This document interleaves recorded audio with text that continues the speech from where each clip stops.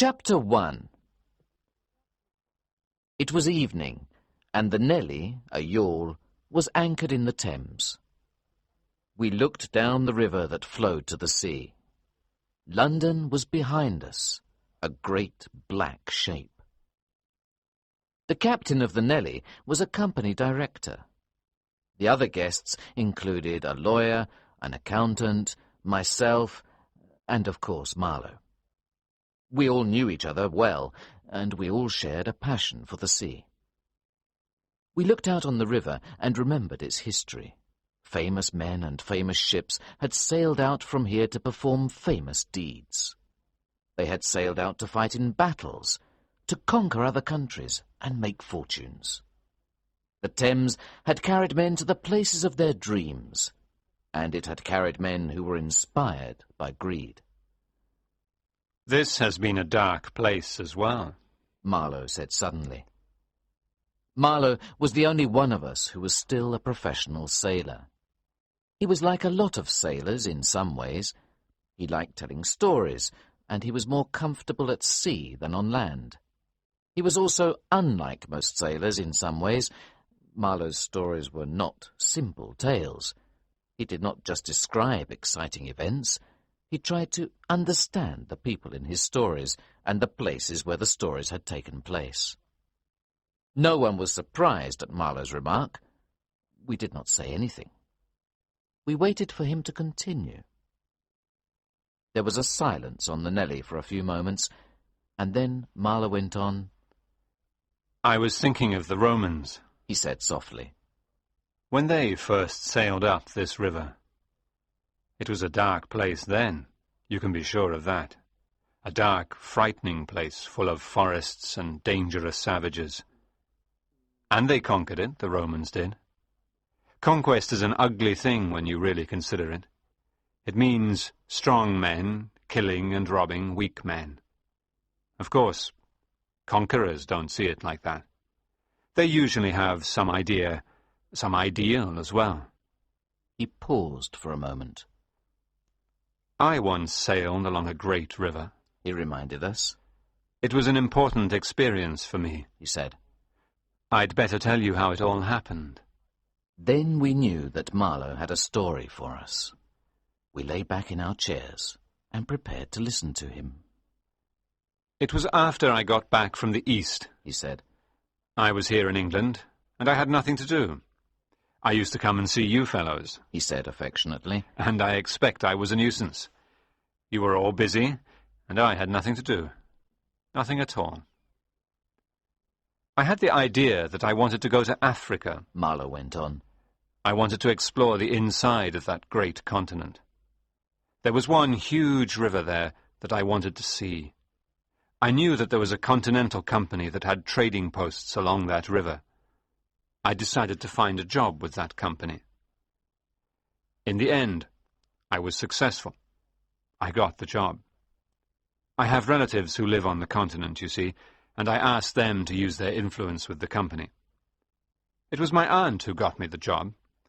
One of the company's men had been killed out there, you see. They needed another man to replace him. I had to go to Brussels to sign the contract for the job. Everything went smoothly out there in the company's offices, although they were grim and depressing. Then I went to see the company doctor for a medical examination. It was a mere formality, you understand. They had to be sure that I was strong and fit. The company doctor was an old man. He felt my pulse. He wanted to know if there was any history of madness in my family. I thought the question was an odd one. Then he asked if he could measure my head. I was surprised by the question, but I gave him my permission. He measured it carefully, and wrote the measurements down in his notebook. "I always ask the men who are going out there to let me measure their heads," he explained. "Do you measure them when they come back?" I asked him. For a moment, he looked surprised. "I never see them," he told me. "And then the important changes take place inside the head," he added, with a smile. Then he asked me some more questions. He told me he was interested in what happened to people's minds when they went out there. I remember he gave me some rather odd advice. Don't let yourself become angry when you're out there, he warned me. Anger is more dangerous than the sun out there. Try to remember that, young man. And that was it. I had the job. I left the company offices. Then I went to thank my aunt for the trouble she had taken to help me with the company. She was very kind to me. She had the idea that I was going to Africa to help civilization and all that sort of thing. She was enthusiastic about that. A lot of people were, in those days. I reminded her that the company was a trading business. It was interested in profit. My aunt was still enthusiastic about what I was doing. She imagined that I was some kind of apostle for civilization. Civilization and profit.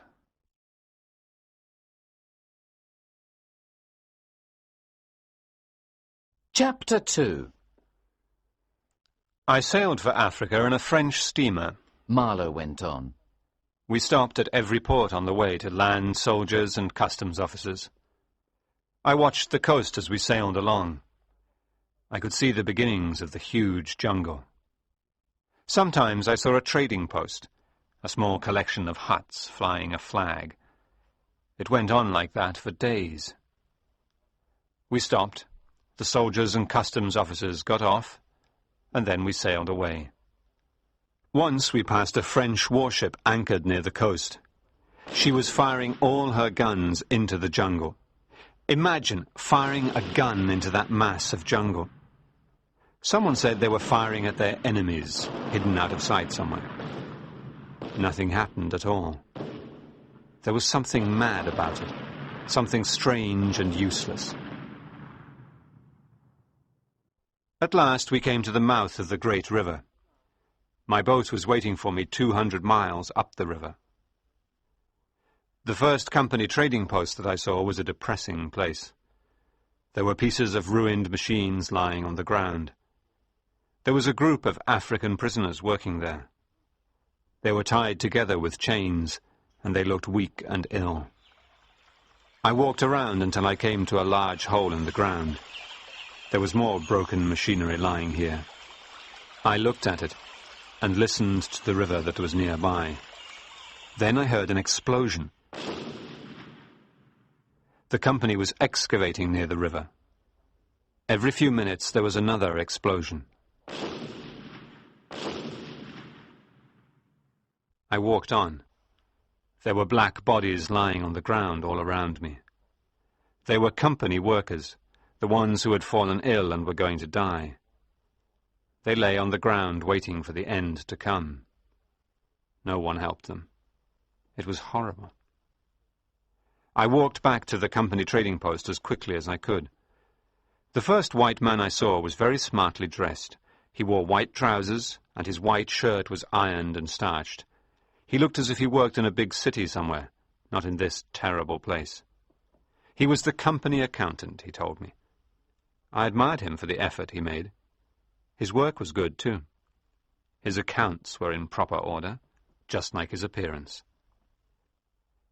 It was the accountant who first mentioned Kurtz. You'll meet him when you go into the interior, he told me. Mr. Kurtz is a remarkable person, he added. He'll go far with the company. The council in Europe know all about him. They want him to succeed. I left the trading post the next day. We travelled on foot for the next 200 miles. It was a hard journey. We walked along the jungle paths without seeing anyone else. Sometimes we came to a native village, but it was always empty. The villages were abandoned. Some of the carriers with us died on the journey. There was a white man travelling with me. He was a heavy man and he fell ill. The natives had to carry him most of the way. One day they dropped him. He was furious, and he wanted me to punish the natives. I remembered the words of the old doctor back in Brussels. Anger is more dangerous than the sun out there. I felt the old doctor would be interested in the mental changes that were taking place inside me. We reached the central station after 15 days.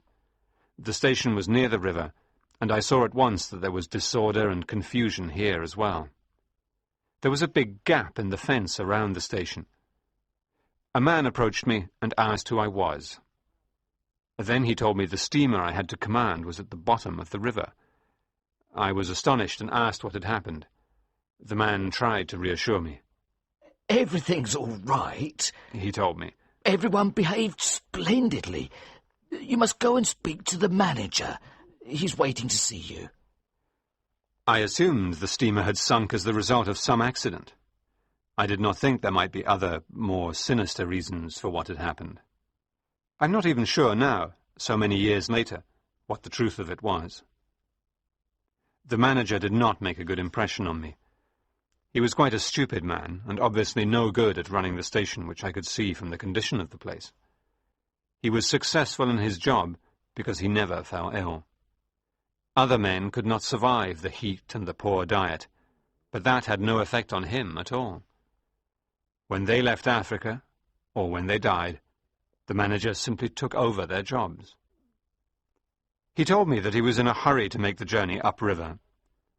"Things are bad up there," he explained. "We don't really know what's happening to the other stations up there. We don't know who's alive and who's dead."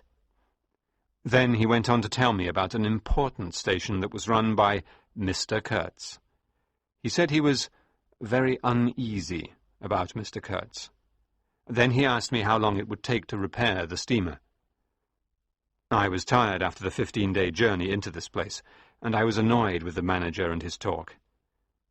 "How can I tell how long the work on the steamer will take?"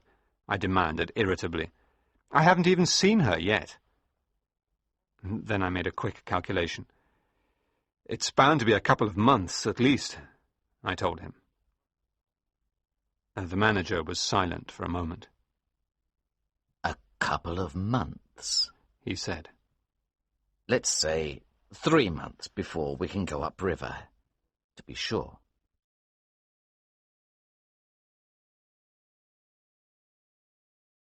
Chapter 3. I began work on the steamer as soon as I could. First we had to raise her from the bottom of the river, and she came up full of mud and filth. Then I had to inspect the damage, which was considerable. Life at the station went on as usual while I was working. There were always a lot of people wandering about, but no one seemed to do much. Sometimes I heard the word ivory, and that word did cause excitement. Men became excited at the word ivory. It was almost a religion for some of them. One evening there was a fire at the station. A hut full of calico, cotton prints and beads suddenly burst into flames. I walked towards the hut in the darkness. There were 2 men in front of me talking. One of them was the manager. I heard one of them say, "Kurtz," and then the manager said, "Take advantage of this accident." I spoke to them. The manager greeted me politely, and then he walked away. The other man was an agent. He was young and clearly a gentleman. We spoke for a while, and then he asked me to come to his room for a drink. I accepted the invitation. The young agent talked quite a lot that evening. He told me that he was waiting here at the station. He really wanted a station of his own. He told me station managers could make a lot of money out of ivory. That was what he wanted. He kept talking about the council in Europe. As he was talking, I looked around the room. There was a fine painting on the wall. It was a picture of liberty. The woman was blindfolded and carrying a torch. I asked him who the artist was. "Mr. Kurtz," he told me. I had heard the name Kurtz several times now, and I was curious to learn about him. "Who is this Mr. Kurtz?" I asked him. "He's the chief of the inner station," the young agent told me. "He's a brilliant man. He represents compassion and science and progress.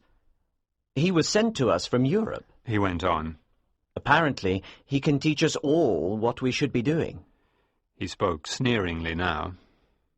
In 2 years' time, Mr. Kurtz will be a great man here. You know all about that, of course, with your contacts in the council. You're part of the new team, the team of virtue. It was then that I understood. The young man thought I knew everything about the company. He thought I was important. I decided to tease him a little. "You know a lot about the company's intentions?" I said sternly. "I suppose you read all the company's correspondence?" He did not reply. He did not need to reply. The answer was obvious. "When Mr. Kurtz is in charge, you won't read any more private correspondence," I told him. We went outside for a walk. The young agent was silent for a few minutes. He was clearly thinking what he should say to me. "I don't want you to misunderstand me," he said after a silence. "You'll be seeing Mr. Kurtz soon, and I don't want you to give him a false idea about me." Now I understood everything.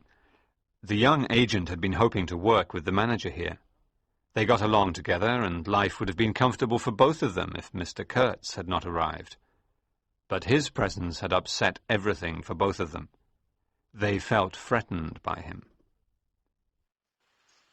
While the agent was talking to me, I was looking at the jungle around us. The moon was shining on the great river, and the country seemed huge. What were we all doing here? Could we hope to control that vastness? I thought of Mr. Kurtz. He was deep inside the country somewhere. Then I made a decision. I did not know Mr. Kurtz. He was just a name to me. But I decided to let the agent think I was an important man with contacts back in Brussels. I thought it would help Mr. Kurtz, you see. Now the agent was telling me that Mr. Kurtz was a genius. "But even a genius needs ordinary men around him," he argued. "You can see that, can't you?" "I can see it," I agreed. Then I told him that what I really wanted were rivets. They were essential for repairing the steamer. I knew there were lots of rivets at the station on the coast. I had seen boxes of them lying around. But here, in the middle of this jungle, there were no rivets. The agent listened to me coldly. He said that he knew nothing about rivets. "I just obey my orders," he told me.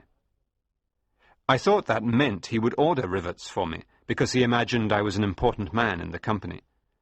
I thought I had won a victory, but I had misunderstood the man. He meant that he only obeyed the manager's orders, and the manager did not want the steamer to be repaired quickly. Then he began to talk about a hippopotamus that lived near the river. He asked me if I was frightened of the animal when I slept out on the steamer. He said the men had tried to shoot it several times, but had never succeeded. "That animal has a charmed life," he told me.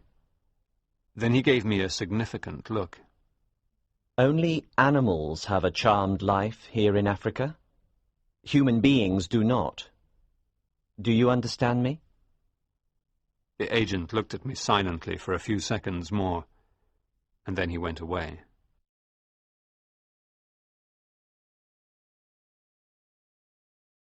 Chapter 4. I went back on board the steamer and talked to the boilermaker. We got along well together, and he was a good worker. "We'll get the rivets," I told him. "No!" he cried in great delight. "Rivets at last!" We were both so happy at the thought of having some real work to do that we began to dance around the deck like madmen. We made a lot of noise. "In 3 weeks," I told him. "They'll arrive in about 3 weeks." But they did not arrive. Something else arrived instead. It was the El Dorado expedition. This consisted of little groups of men who arrived at the station. There was always a white man in charge. He sat on a donkey and gave orders to the native carriers who accompanied him. 5 little groups like that arrived. They were ivory hunters, and they were greedy for money. They knew nothing about Africa, and they cared nothing for African people. They just wanted ivory and the money they could earn from it. They were like men on a pilgrimage for ivory. One of the pilgrims was the station manager's uncle. He was a fat man. He looked dishonest and cunning. He talked to no one except the manager. There were no rivets for our steamer. I watched the ivory hunters with disgust. I sometimes thought about Mr. Kurtz. He, at least, had come to Africa with some moral idea to give him strength. I wondered if his moral ideas were as strong now as they had been at first. One evening I was lying on the deck of the steamer. Suddenly I heard two men talking, the manager and his uncle. I heard the manager complaining about something. I'm not a dangerous man, but I'm not used to being given orders. I'm the manager here, after all. Quite right, the uncle agreed. It is unpleasant, but perhaps the climate will get rid of him for you. He's alone out there, isn't he? There was a pause, and then the uncle spoke again. What else? He sends more ivory than anyone else, the manager replied. He doesn't come himself. He sends a clerk to deliver the ivory. Nobody's ever done that before. I realized they were talking about Mr. Kurtz. I began to listen very carefully to their conversation now. The clerk says that he's been very ill, the manager now said. You'll outlast him, the fat man said. You never get ill. They wandered away from the steamer, and I could not hear what they were saying. Then they wandered back again, and they seemed to be talking about something else. The manager was saying, No one, as far as I know, except for some fool of a wandering trader. He's got nothing to do with the company at all. There won't be fair competition until we hang those fellows. Certainly, the uncle agreed. Get him hanged. Why not? We can do anything in this country. Now they wandered away from the steamer again, and their voices became indistinct. When they came back, I heard the manager talking. All these delays are not my fault. It's very sad, the uncle said with a deep sigh. But a man alone out there, what chance has he got? Then his voice became suddenly cheerful. Trust the climate, my boy. That's what I say. Trust the climate. A few days later, the El Dorado expedition disappeared into the jungle. We heard, much later, that all of their donkeys died in the jungle. I didn't know what happened to the men and their ivory. I didn't ask. The rivets had arrived by then, and I was excited at the prospect of meeting Kurtz very soon.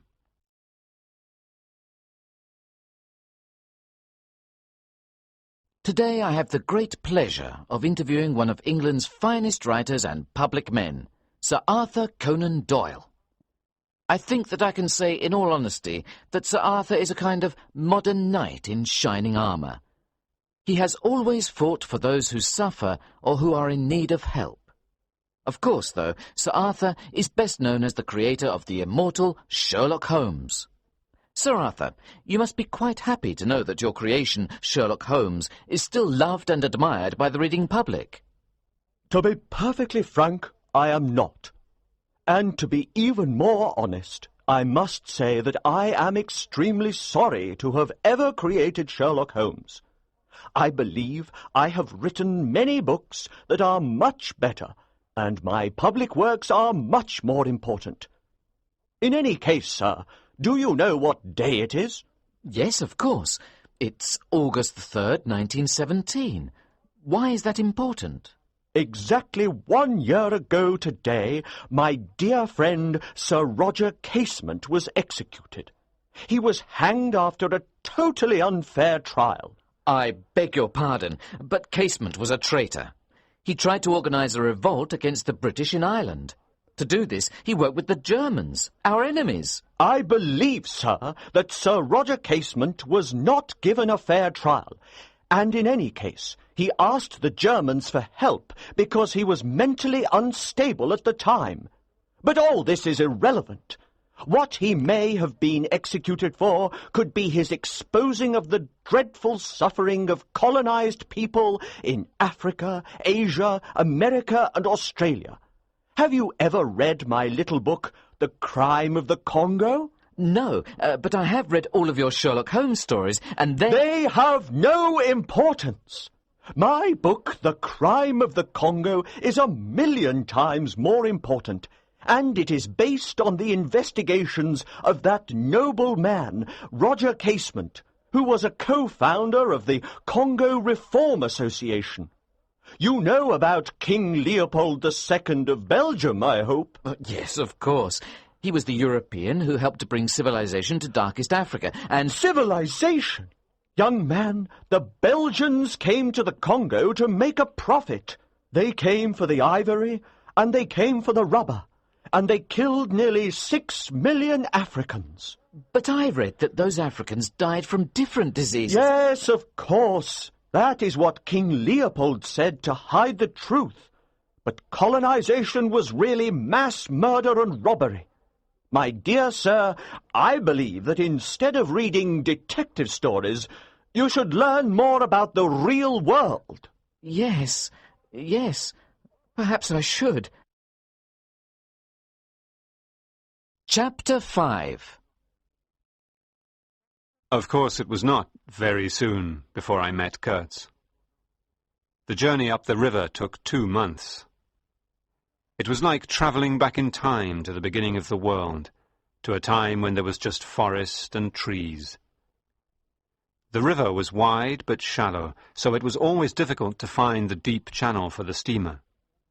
There were little islands of sand in the middle of the river, and there was the constant danger of running aground on them. Sometimes the steamer did touch the bottom of the river. Then the cannibals we had taken on as crew had to get out and push her through it. They were fine fellows, those cannibals.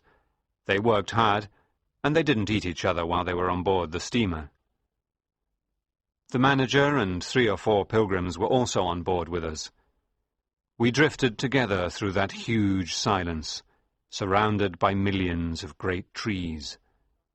It was a strange experience. Sometimes we saw a little trading station on the river bank. They were miserable places, just a broken-down building and a few white men occupying it. The men would run out excitedly when they saw the steamer. They called out to us, and the men on board would shout out the word "ivory" a few times.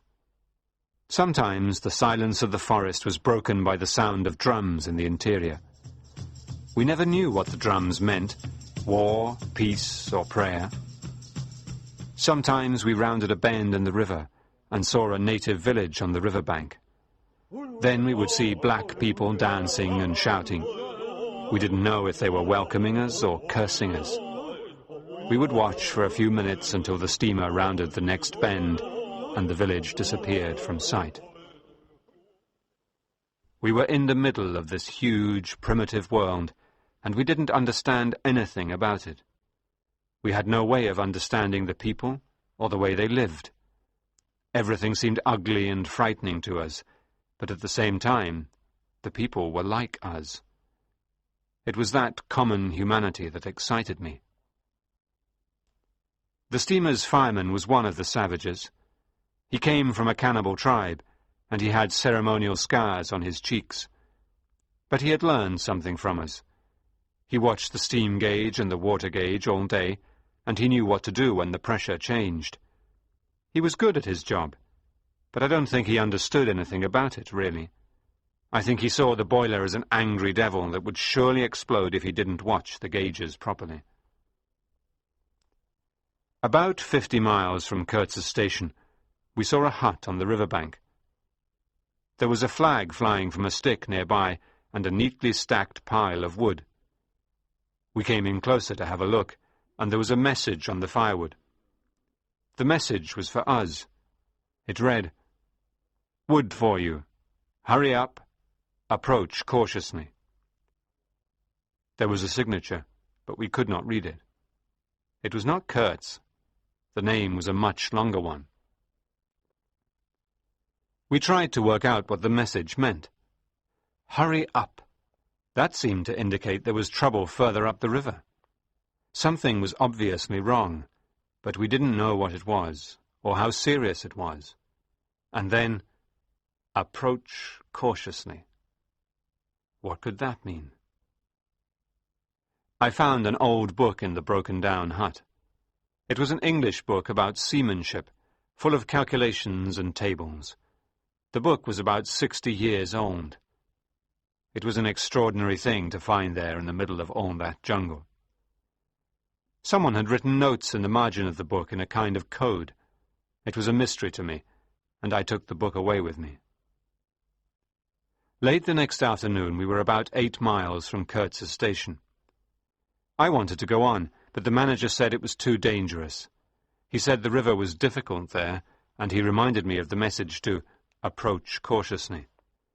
He said he would rather arrive in daylight. I put the steamer in the middle of the river for the night, and we anchored there to be safe. When the sun rose in the morning, we were surrounded by a dense white fog. It was very warm, and we couldn't see anything. The fog suddenly lifted, and we saw the trees on the river banks. I gave the order to raise the anchor. As the men were pulling up the chain, the fog came down again. The river banks and trees disappeared from sight. I ordered the men to lower the anchor chain again. Suddenly we heard a cry from the river bank. Then there was noise all around us. Hundreds of voices were shrieking in a terrible way. The noise went on for a while, and then it stopped as suddenly as it had started. It was appalling to hear that dreadful noise, followed by complete silence. Some of the pilgrims on board the steamer ran into the little cabin to fetch their Winchesters. Chapter 6. Are they going to attack? Someone asked in a whisper. They'll kill us all if they do, someone replied. We can't see anything in this fog. We all peered anxiously into the fog, but it was impossible to see anything. It was interesting to see the different reactions of the black and white men on board. The white men were clearly shocked by the awful noise and the sudden silence. The natives were calmer. They did not seem frightened. One of the cannibals was standing near me, and I looked at him in a friendly way. He grinned at me. "Catch them," he said. "Catch them and give them to us." "What will you do with them?" "Eat them," he replied quickly.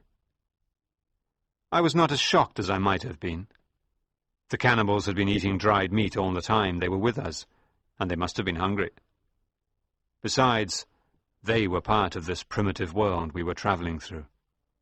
Eating people was their custom. I don't know why they had left us alone. There were 30 of them on the steamer, and only a handful of us. I looked at them with interest now. What human secret had stopped them from attacking us and eating us? It's very serious, the manager said to me quietly. It would be terrible if anything happened to Mr. Kurtz before we could help him. He said we should move on to Kurtz's station as soon as we could. I did not reply to him. He knew that we could not move in the fog. I'm giving you permission to take all the risks that are necessary, he said quietly. I'm not taking any risks, I said firmly. Well, I must accept what you decide. You're the captain, he said quietly. Now I spoke to everyone on the steamer. I told them what I thought. The natives could not attack us from their canoes. They could not see in the fog any more than we could. They did not seem aggressive, I told them. It was more as if the sight of the steamer had made them sad. That terrible noise they had made seemed more like an outburst of grief than aggression. We waited there, and the fog lifted. Still nothing happened. Then we set off again up the river. About 2 hours later, we were just over a mile from Kurtz's station. There was a narrow island in the middle of the river, and I could not decide whether to go to the left of it or to the right. The water seemed the same depth on both sides. I took the left channel because I knew the trading station was on that side of the river. We went very close to the riverbank. The native helmsman was steering the steamer. There was another native with a long wooden pole on the deck whose job was to push the pole into the water to find out how deep the river was. Suddenly the pole man lay down on the deck, leaving the wooden pole in the water. He held on to the end of the pole, and it floated after us in the water. At the same moment, I saw the fireman sit down quickly in front of the fire. I was amazed. I looked away at the river and I could see lots of little sticks flying towards us. The air was thick with them, and they made a noise as they flew towards us. Then I realized what they were. Arrows! We were being attacked from the riverbank. I stepped quickly up to the helmsman. He was holding the wheel, but he was making strange gestures with his legs and mouth. Then I saw a dark face hidden in the trees. The face looked fiercely at me. I looked again, and I could see a lot of dark shapes among the trees. "Steer properly," I told the helmsman. "You've gone too close to the riverbank." The helmsman ignored me. He kept on holding the wheel and making those peculiar movements of his legs. The pilgrims began to shoot into the jungle. There was noise and smoke from their Winchesters. The helmsman dropped the wheel and picked up a rifle. He too began firing out of the cabin. Then something large flew into the cabin. The helmsman dropped his rifle and stepped back quickly. He looked at me for a long moment and then fell at my feet. There was a spear in his side. His blood ran over my shoes. I grabbed the wheel and steered towards the middle of the river. Then I reached for the line of the steam whistle and pulled it hard. The whistle screeched out noisily. The arrows stopped instantly. There was a sudden and complete silence in the forest. The natives stopped shouting. They began to cry out sadly.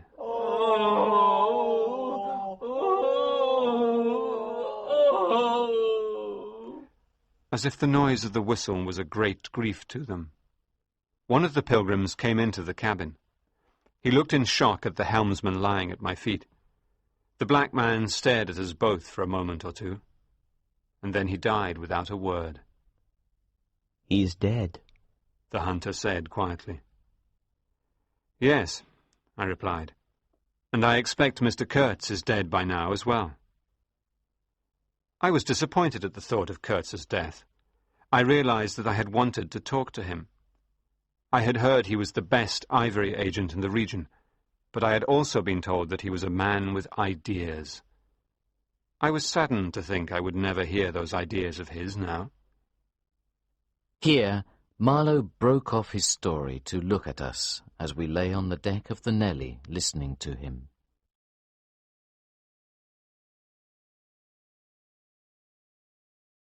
Chapter 7. I was wrong, of course, he told us. In the end, I did hear Kurtz speak. I heard more than enough. He was just a voice by then. And then there was the girl. I lied about him in the end. She had nothing to do with it at all. Nothing at all.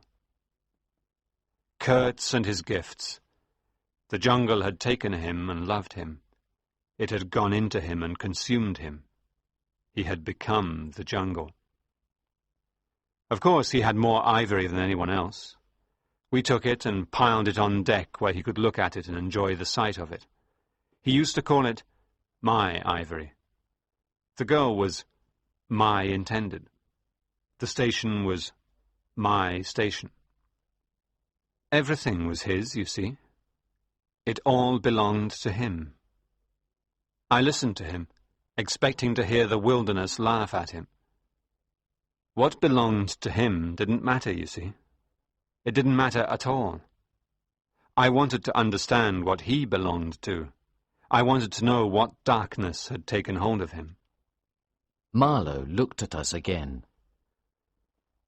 You can't understand, he told us. You've got your lives here. You've got the solid pavement under your feet and neighbours and friends. You can't imagine what complete solitude is like. Complete silence. That was what Africa was for Kurtz, you see. He was a man on his own. He had no support from other people. He had to rely on his own character and strength, and on his ideas. And that's where Kurtz failed. He didn't have that kind of strength. I'm not making excuses for Kurtz. I want to understand him. He talked to me. He spoke English. His mother was half English and his father half French. Europe produced him. I learned that the International Society for the Suppression of Savage Customs had asked him to write a report about Africa. He had written it, too, before he failed. I read it, and it was a brilliant document.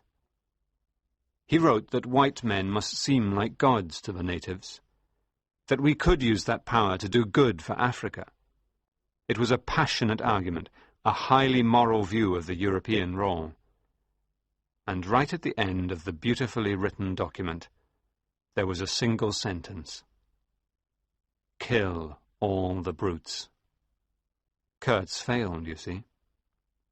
He took part in certain midnight dances and certain terrible ceremonies. The darkness claimed him.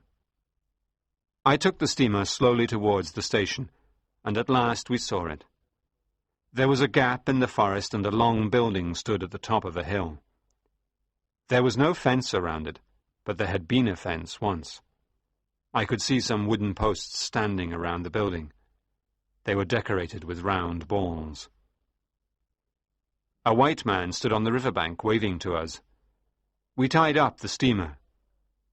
"We've been attacked," the manager told the white man. I know, The white man replied. It's all right now. I looked at the man. His clothes were highly coloured.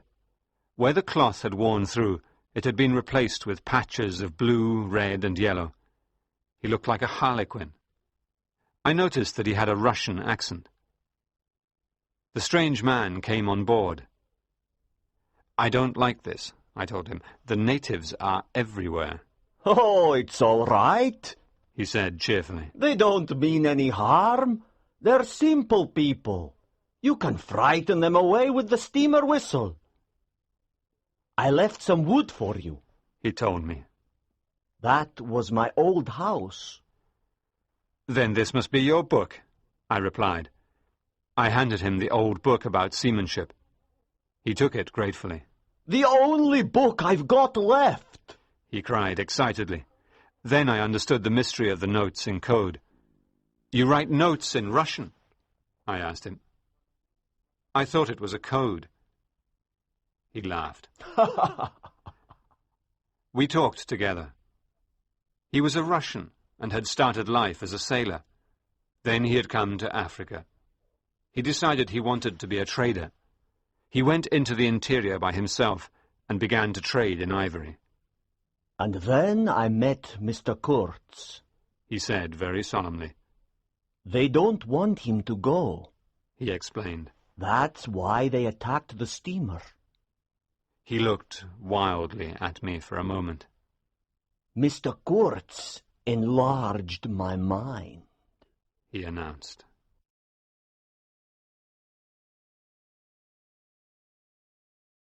Chapter 8. I looked at the man in astonishment. He seemed such an impossible sort of man, in his coloured clothes and with his enthusiasm for Kurtz. Take Kurtz away quick, he advised me. It was clear to me that he wanted nothing for himself. He wanted to remain where he was, and to continue alone in the jungle pursuing his own purposes. I admired his youth and his courage, but I did not admire his devotion to Kurtz. They had met in the jungle, and Kurtz had talked to him one night. We talked about everything, he told me. We talked all night. He made me see things. He told me that Kurtz did not often talk to him. He was busy. He disappeared into the jungle by himself. How did he manage to trade? I asked. He had nothing to trade with, I pointed out.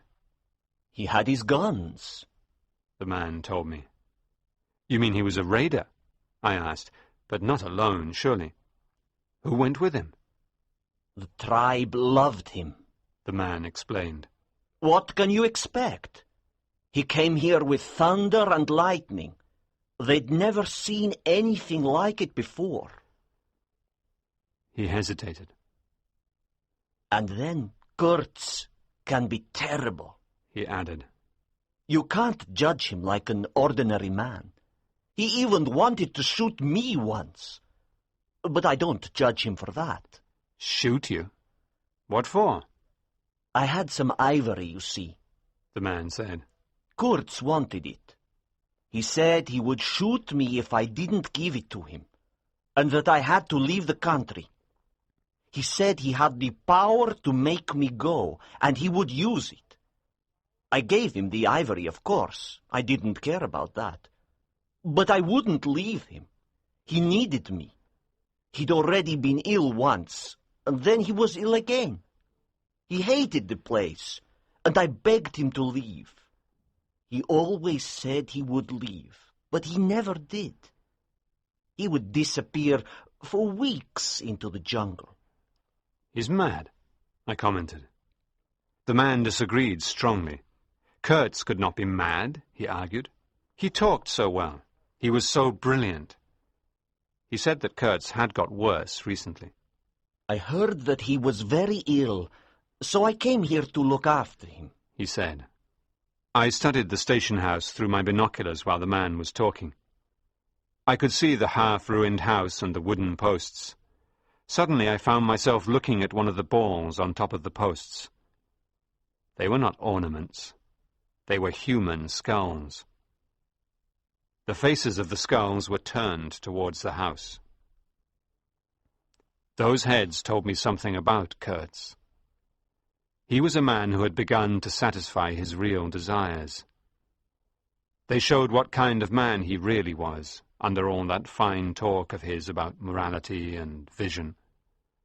The wilderness had discovered the secret about him. It whispered horrible things to him, and he was alone. He looked at his own desires, and then he satisfied them. Take away all the eloquence and the talents, and Kurtz was a hollow man. The man was embarrassed that I had seen those heads. He told me he had not had the courage to take them down. He said he was not afraid of the natives. The chiefs came every day to see Mr. Kurtz. They would crawl. "I don't want to hear about his horrible ceremonies," I shouted. The young man seemed surprised by my attitude towards Kurtz. But they were rebels. He told me about the heads on the posts. I looked at him in astonishment. You don't understand how tired he is, the man said. And what about you? Me? I'm just a simple man. I don't have any great thoughts. How can you compare me to... He was silent for a minute. I've tried to keep him alive. I don't know anything about all this. Kurtz was abandoned here without medicine and without proper food. He's a wonderful man with great ideas.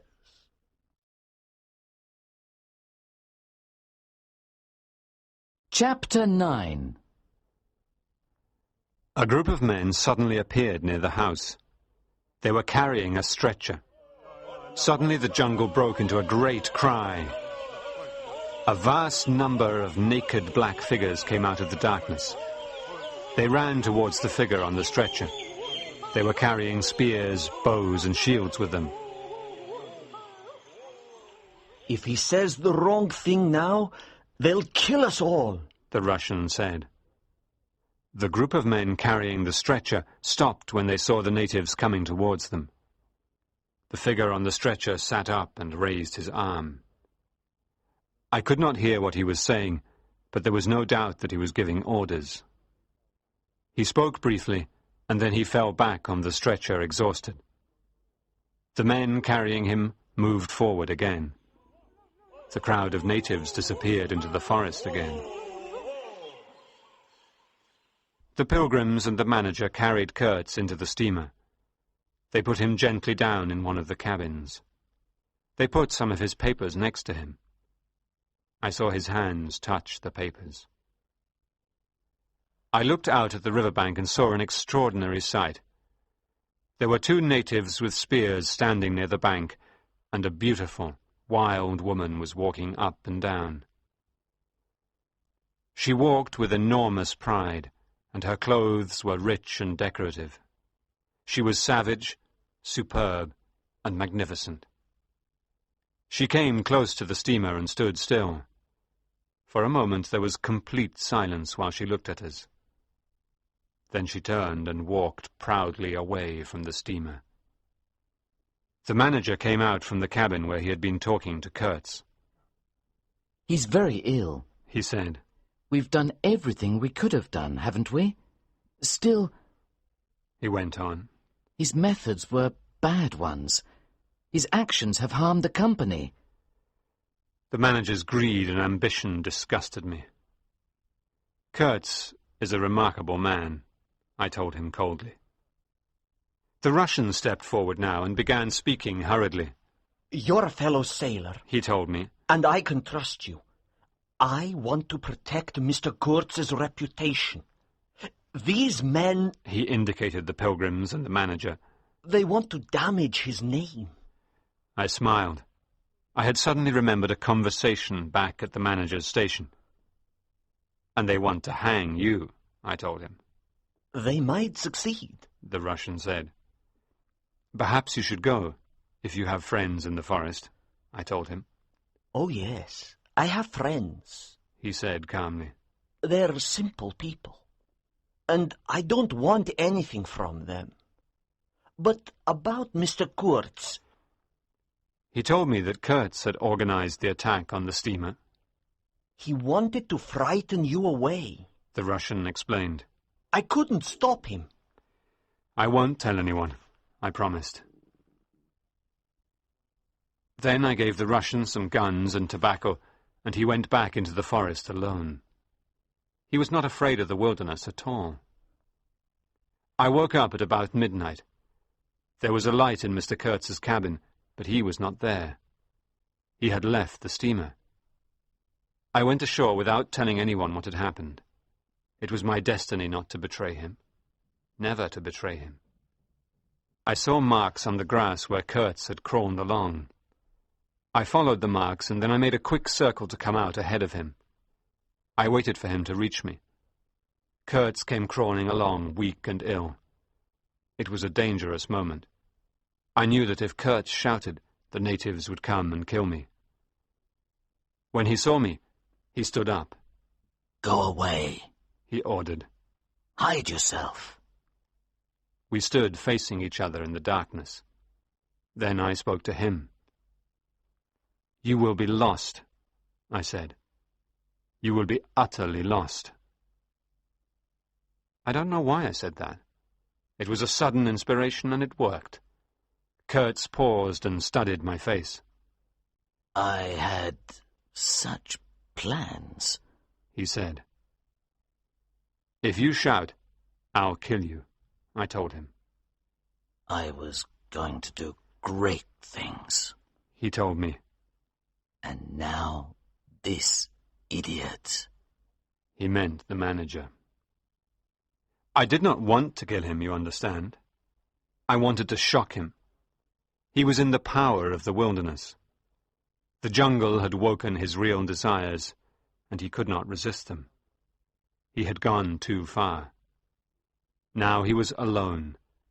His soul had gone mad, that was the truth. I don't mean his intelligence, that was clear enough. He was still a rational creature.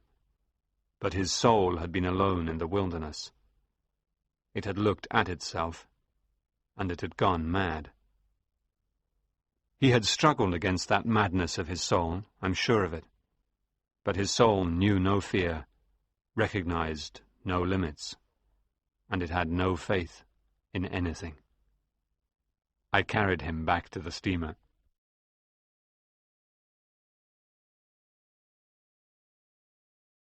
Chapter 10. We left on the steamer the next day at noon.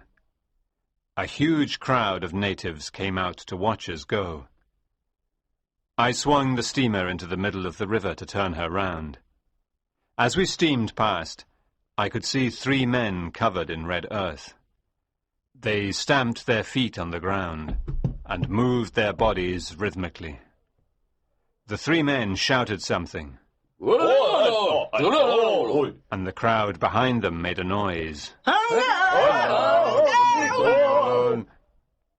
The woman whom I had seen the day before also appeared now. She looked at the steamer and shouted something. Again the crowd of people echoed her shouts. Do you understand this? I asked Kurtz. Of course, he replied with a smile. I reached for the line to the whistle and pulled it hard. The steamer whistle screeched and the crowd of natives began to run away in terror. The only person who did not move was that magnificent woman. She stayed motionless, looking at us with her arms held high up in the air. And then the pilgrims on board took out their rifles and began to shoot. I did not see anything else because of the smoke. The river took us away from the heart of darkness. It carried us swiftly towards the sea. Kurtz's life was moving swiftly towards its end, too. The manager was relaxed now. He could see that his problems would end with the end of Kurtz's life. Now Kurtz began to talk. How he talked! He hid the darkness in his heart with that voice of his. He talked about my intended, my station, my career, and my ideas. There was a struggle going on inside him between his love of what he had discovered and his hatred for what he had discovered. I saw that struggle, and it was terrible.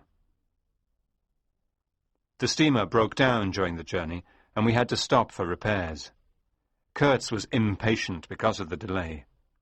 He gave me his papers to look after, and a photograph of a European girl. "This fool," he told me, "may want to look at them." He meant the manager.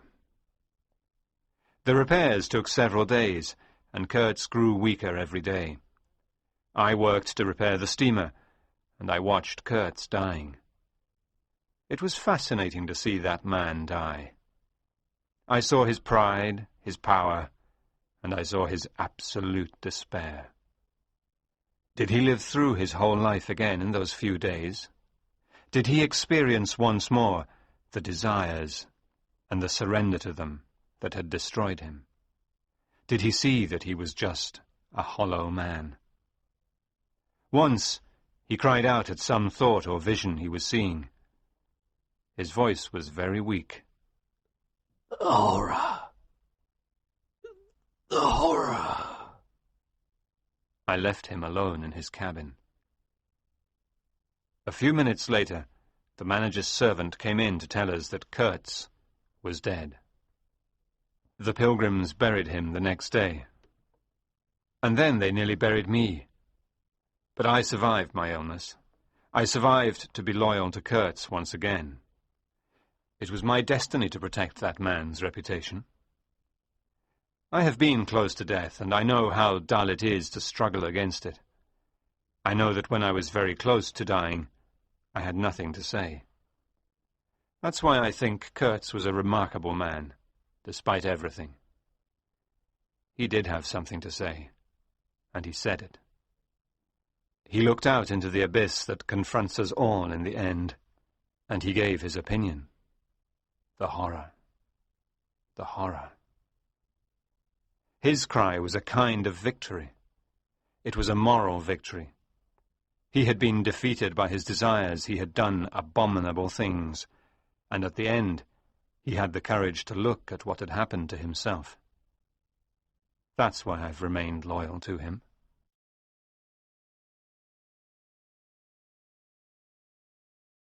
Chapter 11. No, they did not bury me, But I lived through a strange period when there seemed no hope and no desire in the world. I returned to the city and was disgusted by the people there. They took money from each other, they ate and drank, and they had silly dreams. One day, a man from the company came to see me. He wanted me to give him Kurtz's documents and papers. I refused to give them to him. He told me the company had the right to all the information that Kurtz had gathered while he worked for it. I told him Kurtz's papers had no commercial value. I let him see Kurtz's paper for the International Society for the Suppression of Savage Customs. I tore off the postscript with those terrible words, "Kill all the brutes." The man read it eagerly and then threw it down with contempt. "This is not the kind of thing we expected," he told me angrily. "Not what we expected at all." A few days later, another man came to see me. He said he was Kurtz's cousin. He told me that Kurtz had been, essentially, a great musician. Then a journalist called who wanted to talk about the death of his dear colleague. He should have been a politician, the journalist told me. He wasn't a particularly good journalist, but that man could talk. I could not decide what Kurtz's real talents were. He could paint, he could write, he could play music, and he could talk like no one else. He was a sort of universal genius. Kurtz's mother had recently died, and I heard that his intended had looked after her. I thought she should have his papers, and the picture of her that was with them. It was evening when I went to her house. She came forward to greet me, dressed in black. He had died more than a year ago, but she was still wearing black for him. I put the packet of papers and the picture on the table. She covered it with her hand. "You knew him well?" she asked me. "I knew him very well," I replied. "You admired him, of course." She told me. "It was impossible to know him and not to admire him." "He was a remarkable man," I said. "It was impossible not to—" "Love him?" she said eagerly. "How true. But I knew him best. He told me everything." And so the girl talked to me about her love for Kurtz. She was proud of him, and she spoke very highly of his many talents. "His death was a terrible loss to me, to us, to the whole world.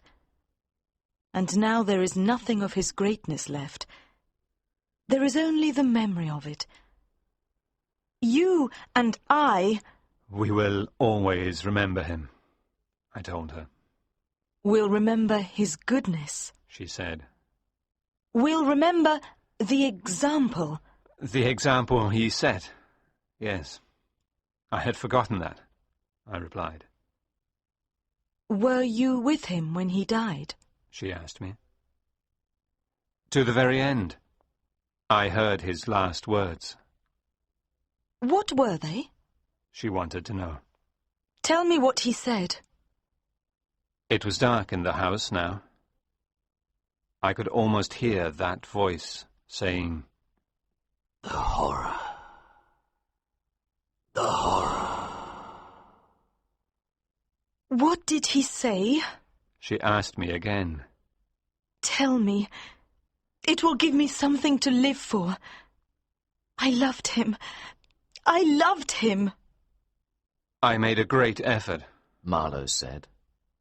I looked at her and spoke slowly. "The last word he said was your name." Marlowe looked at us as we lay on the deck of the Nellie, listening to his story. I couldn't tell her the truth. It would have been too dark. Much too dark. Marlowe stopped talking now, and there was silence on the boat. Nobody moved. I looked up. There were clouds over the river. The quiet river seemed to lead into the heart of an immense darkness.